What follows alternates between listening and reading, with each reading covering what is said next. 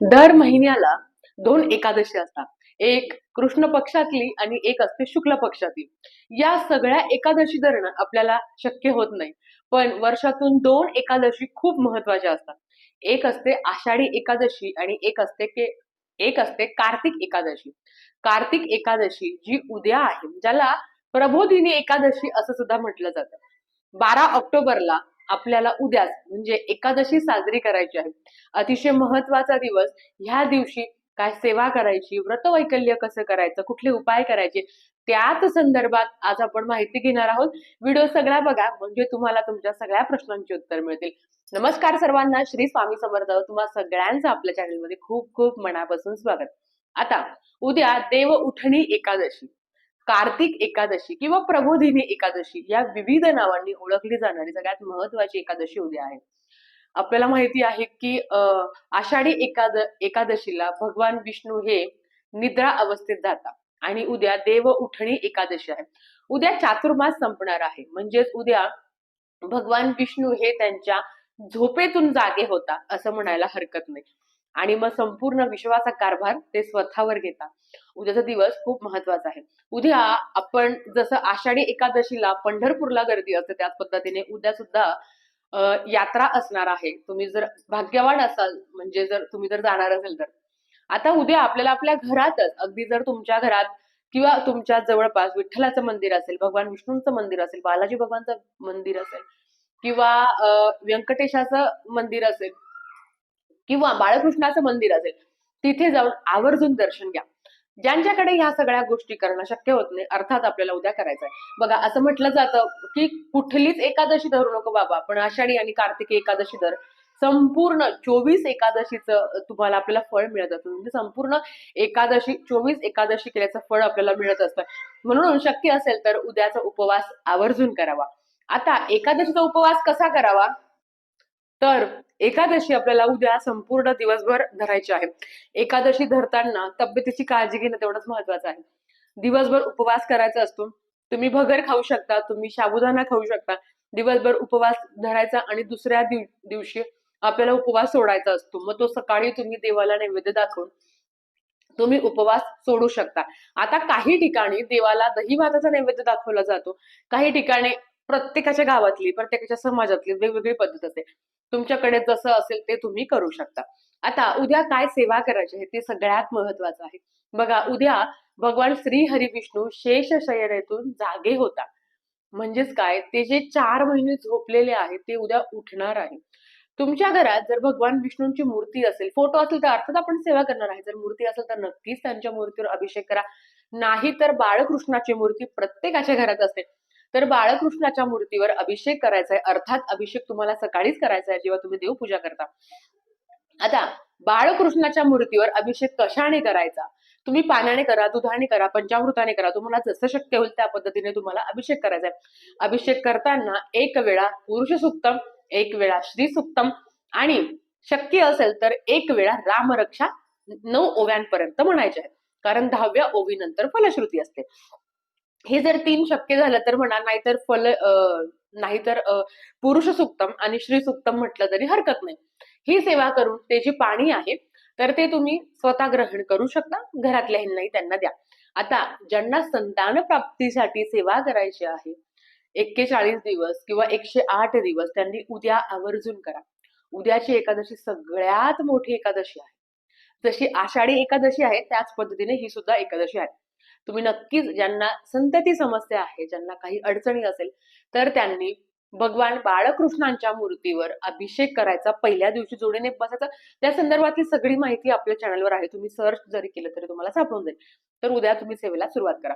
अर्थात ज्यांचा मासिक धर्म आहे, विटाळ सुतक असेल तर आपल्याला सेवा करता नाही येणार, तुम्ही नामस्मरण करू शकता किंवा जे काही मंत्र साधना सांगणार आहेत त्या तुम्ही श्रवण करू शकता. आता बाळकृष्णाच्या मूर्तीवर अभिषेक करून झाल्यावर ती मूर्ती जागेवर ठेवा, स्वच्छ करा, त्यांना वस्त्र परिधान करा आणि त्यांना तुळशीपत्र अर्पण करा. उद्या तुळशीचा सुद्धा निर्जली उपवास असतो. म्हणजे तुळसही उद्या पाणी पण पित नाही, म्हणून मग तुळशीला अर्घ्य घालणं, तुळशीला पाणी देणं टाळावं.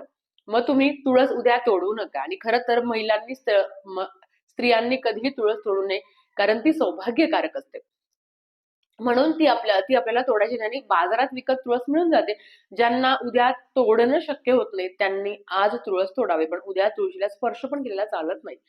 पण हा, उद्या तुळशीला लांबूनच हळदी कुंकू अक्षदा अर्पण करायचे, तुळशीजवळ संध्याकाळी दिवा लावायचा आणि आपणही घरात तुम्हाला ज्या काही सेवा सांगणार आहेत त्या तुम्हाला आवर्जून करायच्या. एकादशीच्या दिवशी रात्री 12 वाजता, म्हणजे लक्षात घ्या, उद्या रात्री 12 वाजता, समजतंय तुम्हाला? उद्या रात्री 12 वाजता म्हणजे उद्याची रात्र 12, म्हणजे बुधवारी सुरुवात होईल. रात्री 12ला जर तुम्ही विष्णू सहस्त्रनामाचं पठण केलं तर तुम्हाला खूप चांगला अनुभव येईल. आता 12 वाजताच का? तर असं म्हटलं जातं की भगवान श्रीहरी विष्णू रात्री 12 वाजता ते सक्रिय असतात. ज्या काही त्यांच्या सात्विक लहरी असतात त्या खूप जास्त प्रमाणात सक्रिय असतात एकादशीच्या रात्री, म्हणून ती सेवा केली जाते. ज्यांना करणं शक्य होत नाही त्यांनी दिवसभरात कधीही विष्णू सहस्त्रनामाचं श्रवण करावं किंवा तुम्ही पठण केलं तर अतिशय उत्तम. आता ह्या 2 सेवा झाल्या. ज्यांना 12 वाजता व्यंकटेश स्तोत्रमचं मंडल करायचं आहे, मंडल म्हणजे तुम्ही 1 वेळा, 21 वेळा, 11 वेळा, 5 वेळा, 7 वेळा, विषम संख्येत जेवढा वेळा तुम्हाला विष्णू सहस्त्रनाम व्यंकटेश स्तोत्रमचं पठण करता येईल तेवढं तुम्ही आवर्जून करावं. आता ग्रहपीडा, वास्तुदोष, संसारिक अडचणी याच्यासाठी ही सेवा खूप महत्वाची असते. विष्णू सहस्त्रनाम तुम्हाला वाचायला अडचण असेल तर तुम्ही घरातही श्रवण करू शकता. आता विष्णू सहस्त्रनामावली आवर्जून पठण करावं. अगदी एक तुळशीपत्र जरी तुमच्याकडे असलं तरीही ते भगवान श्रीहरी विष्णूंच्या चरणी अर्पण करून विष्णूंच्या चरणी अर्पण करून तर भगवान श्रीहरी विष्णूंच्या चरणी अर्पण करून विष्णू सहस्त्रनामावली म्हणजेच काय, भगवान श्रीहरी विष्णूंचे 1000 नावाचं पठण करावं. ज्या ज्या घरात विष्णू सहस्त्रनामावली भगवान विष्णूंचं 1000 वेळा पठण केलं जातं ना, त्या घरात कधीही दुःख, संकट, वाईट शक्ती, बाधा, ग्रहदोष, पीडादोष कधीही म्हणजे उद्भवत नाही असं म्हटलं जातं. आता ज्यांना 1000 नावं अर्थ संस्कृत मध्ये आहे म्हणायला अडचण असेल तर हरकत नाही, तुम्ही ओम नमो भगवते वासुदेवाय नमः ह्या मंत्राचा जप केला तरी हरकत नाही. उद्या तुळशी समोर सकाळी किंवा संध्याकाळी दिवा लावतानाही भगवान श्री हरी विष्णूंचं स्मरण करायला विसरू नका. बघा, विष्णू सहस्त्रनाम ऐकायला खूप छान वाटतं, वाचायला खरंच तेवढं अवघड आहे किंवा ते ऐकून ऐकून आपलं पाठ होतं पण भीती वाटते आपल्याला काही चुकायला नको. पण जर तुम्ही एक श्लोकी विष्णू सहस्त्रनाम, एक श्लोकी ओम नमस्वनंताय सहस्रमूर्तये सहस्रपादाय शिशोर्भावे सहस्रनामने पुरुषाय शाश्वते सहस्र कोटी युगधारिणे नमः असं म्हटलं जातं की आता मी जो तुम्हाला श्लोक म्हणून दाखवला, जर तुम्ही तो 11 वेळा पठण केला तर विष्णू सहस्त्रनामाचं पठण केल्याचं फळ तुम्हाला मिळतं. तर नक्कीच तुम्हाला ज्यांना माहिती आहे त्यांनी पठण करावं. ज्यांना माहिती नाही आहे त्यांनी एक श्लोकी विष्णू सहस्त्रनाम असं युट्यूबला सर्च करा, तुम्हाला मिळून जाईल. खूप सुंदर आहे. रोज 11 वेळा पठण करा, खूप चांगला अनुभव येईल. याचा अर्थ असा नाही बरं का की विष्णू सहस्त्रनाम वाचायचं नाही. ते तर वाचणं ना, मी तुम्हाला नेहमी म्हणत असते की भगवान श्री हरी विष्णूंचं जर ते जगाचं पालन करतात तुमचं माझं का नाही करणार.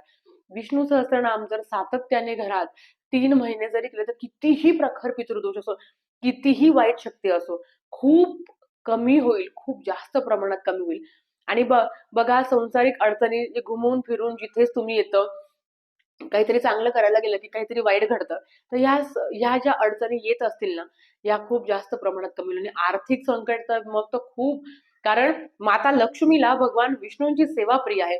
जिथे जिथे जिथे भगवान विष्णूंची सेवा केली जाते तिथे तिथे माता लक्ष्मी स्वतःहून जाते, तिला कधीही आमंत्रण द्यावं लागत नाही. म्हणून ह्या सेवा तेवढ्याच महत्वाच्या आहेत. उद्या पांडुरंगाचा श्री वत्सम धारण वक्ष मुक्ता माला क्षणाक्षणम ह्या मंत्राचा सुद्धा जप करावा. पांडुरंगाचा हा मंत्र आहे, नित्यसेवेत दिला आहे, तुम्हाला सापडून जाईल. तर ह्याच पद्धतीने उद्या देव उठणी एकादशी साजरी करायची आहे. तुम्हीही करा आणि जास्तीत जास्त सेवा करा. भगवान श्री हरी विष्णू आता जगाचा कारभार आपल्या हाती घेणार आहे आणि हे सृष्टी ते चालवणार आहे. आपल्या सगळ्यांच्या संकट, दुःख, अडचणी ते दूर करो हीच त्यांच्या चरणी प्रार्थना करते. आणि आजचा व्हिडिओ इथेच थांबवते. आवडला असेल तर लाईक, शेअर, सबस्क्राईब करा. भेटूया परत अशाच एका नवीन व्हिडिओ सोबत. तोपर्यंत श्री स्वामी समर्थ.